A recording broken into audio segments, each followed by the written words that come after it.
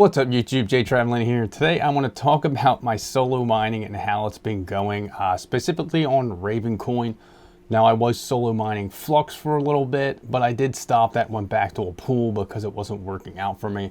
But let's talk about Raven coin. We'll go inside the computer, we'll run some numbers and some calculations. I'll show you guys my rig of the one that is mining it. If you guys remember, it's my For the Win rig. It consists of 9 GPUs. And we'll go through that in Hive OS here, but let's go ahead and go inside the computer and I'll show you it.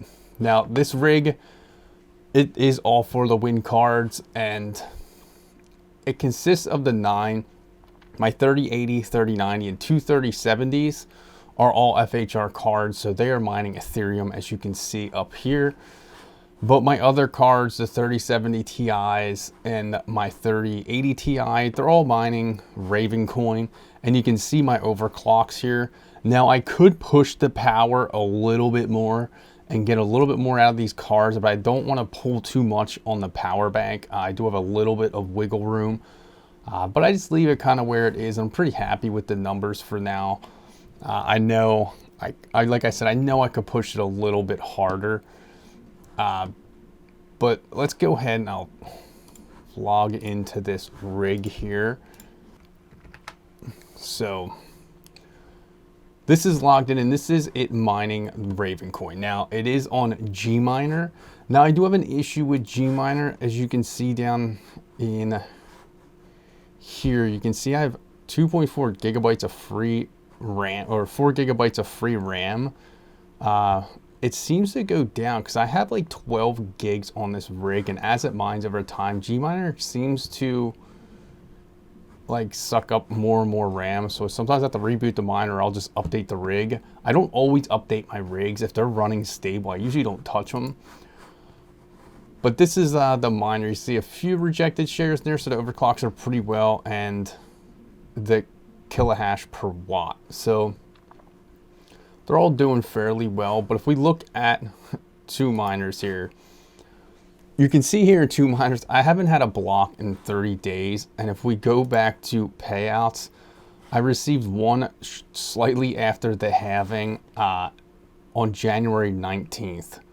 So now after the halving, you get 2462.5 after the pool fees and everything. So I'm averaging roughly 166 mega hash on Raven.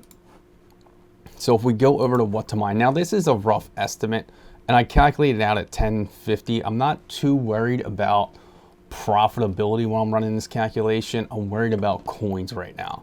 Now at 166 mega hash, if we calculate it, what to mine is saying I should get roughly 152 to 160 coins every 24 hours. Now, if we run a calculator and we look at my payout, because this was after the halving, you can see here it was reduced from 5,000 to 2,500, and you get 2462.5. So if we run that 2462.5 and we divide that, we're going to use the lower number here by 152. Every 16 days, I would need to get a payout or solve a block. Now on two miners, I'm not doing that. I'm going over a month. So you can see my luck here. Now this luck of 261% saying I have a high chance at solving a block, but the reality of it is I don't. It's going to have the same chances if I were to have 7%. It's all going to pretty much have some luck involved with it along with my mega hash. Now in the scheme of things, 166 mega hash on Raven coin, not really that much. So I'm actually probably just going to bite the bullet and say, you know, since what's that, almost 2 months gone by, pretty much no earnings on that rig, burning over 1,000 watts. Just gonna have to eat that cost, and I'm probably gonna switch back to a pool. This isn't really effective for me. But you know, this is just my experience with solo mining. Raven coin hasn't really been paying off for me.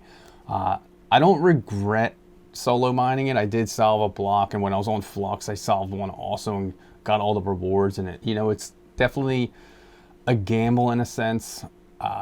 But if you do have a lot of mega hash or a lot of hash rate on that algorithm, solo mining might be a good option for you because you could be solving it much quicker than what you would be earning on a pool. But a lot of people just pool mine because it's the safer bet.